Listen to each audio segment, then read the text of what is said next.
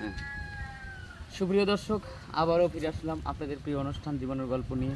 আমাদের ক্যামেরার সামনে দাঁড়িয়ে আসছে এক অসহায় মেয়ে। সবাইকে আমার আন্তরিক শুভেচ্ছা সালাম জানাই, ম্যাডামকেও আমার সালাম জানাই। আসসালামু আলাইকুম আপু, তুমি কেমন আছো? আহ, তোমার নামটা কি আপু? আমার নাম সাথী। তোমার নাম সাথী। জন্মস্থান কোথায়? নাটোরে। নাটোরে। পরিবারে কে কে আছে? বোন আছে, আর কেউ না। বাবা মা কেউ নেই? না, 6-7 বছর থাকতে মারা গেছে। মারা গেছে। বাবা মা মারা গেছে তোমার যখন বয়স 6-7 বছর। হুম। বাবা কী হয়ে মারা গেছে আর মা কী হয়ে মারা গেছে? বাবা মারা গেছে ব্রেন স্ট্রোক করে, আর মা মারা গেছে কিডনি দুইটা নষ্ট ছিল। কিডনি দুটো নষ্ট ছিল। আহারে। সুপ্রিয় দর্শক, শুনতে পারলেন মেয়েটার করুণ কাহিনী। বাবা স্ট্রোক করে মারা গেছে আর মা মারা গেছে হচ্ছে দুটো কিডনি নষ্ট হয়ে। সে এমন একটা পরিস্থিতি, যখন বয়স 6-7 বছর তখনই বাবা মার আদর থেকে বঞ্চিত হয়েছে। তারপরেও সে তার জীবনটাকে আজ এ পর্যন্ত নিয়ে আসছে। তুমি মানুষ হয়েছো কার কাছে? যে বোনের কাছে, বড় বোনের বোনের কাছে। কাছে। বোনের কাছে। বোনের কাছে জীবন সে মানুষ হয়েছে। বাবা মা মারা যাওয়ার পরে সে তো এতিম, কার কাছে যাবে, কোথায় ঠাঁই নেবে? বোনের কাছে আশ্রয় নিয়েছিল। এখন সে বড় হয়ে গেছে, এখন বোনও তাকে আর আশ্রয় দিতে চাচ্ছে না। যে তোমার হাত পা বড় হয়ে গেছে, তুমি যে কোনো একটা কর্ম করে তোমার জীবনটাকে সাজাও। আচ্ছা, তোমার বোন কি করে? তোমার দুলাভাই কি করে? না, বোন হচ্ছে গার্মেন্টসে কাজ করে, আর গার্মেন্টসে কাজ দুলাভাই করে। রিক্সা চালায়। রিক্সা একদিন চালায়। চালালে 20 দিন চালায় 20 না। দিন চালায় না।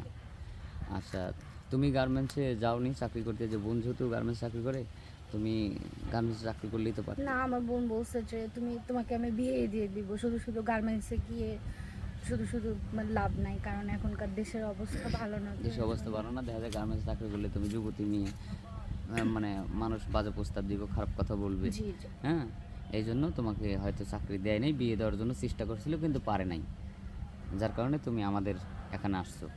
জি। যে এখানে আসলে কি হয়, অনেকের বিয়ে শাদী হয়, এই আশা নিয়ে আসছো, তাই না? হ্যাঁ। ঠিক আছে, সমস্যা নাই। কেউ আসলে কখনো ফেরত যায় নাই, আশা কখনো নিরাশ হয় না, ধৈর্য ধরলে সাফল্য পাওয়া যায়।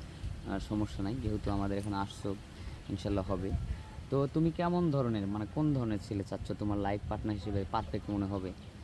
আমি যেরকমই হোক তাতে কোনো সমস্যা নেই, কিন্তু ভালো মনের একজন মানুষ চাচ্ছি। ভালো মনের একজন আমি মানুষ। আসছি আজকে 2 দিন হয়েছে, তো আমি আজকেই চলে যাব। এখন পর্যন্ত আমি আমার মনের মতো আসলে কাউকে পাই নাই। হয়তো বা আমি দেখতে সুন্দর না, এই জন্য হয়তো বা আমার ভাগ্যে এখনও কাউকে আমি মিলাতে পারিনি।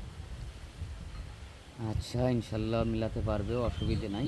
হ্যাঁ, বয়স তোমার কাছে বিষয় না। বয়স যদি 30, 35, 40, 45 হয় তাও কোনো না, তাতে সমস্যা নেই। কোনো সমস্যা শুধু না। মনটা ভালো হতে হবে, হ্যাঁ। তোমার দায়িত্ব যাতে নিতে পারে, কারণ তুমি একজন এতিম অসহায় মানুষ, তোমার দায়িত্বটা নিলেই হলো, তাই তো? জি। আচ্ছা, এখন এই ভিডিওটা পাবলিক করার পর অবশ্যই কেউ না কেউ তোমারে ফোন দিবে, তাহলে কিভাবে পাবে? এটা আমার কাছে তো কোনো মোবাইল কিছু নাই। এটা আপনাদের কোম্পানির নাম্বারের সাথে যোগাযোগ করলে তারা আমাকে আনার ব্যবস্থা করবে, তারপরে আমি তাদের সাথে কথা বলতে পারবো আচ্ছা, ঠিক কোম্পানির আছে। মাধ্যমে। সুপ্রিয় দর্শক, শুনলেন মেয়েটার কোনো ফোন নম্বর নেই, স্ক্রিপ্ট আমরা বাড়াবো না।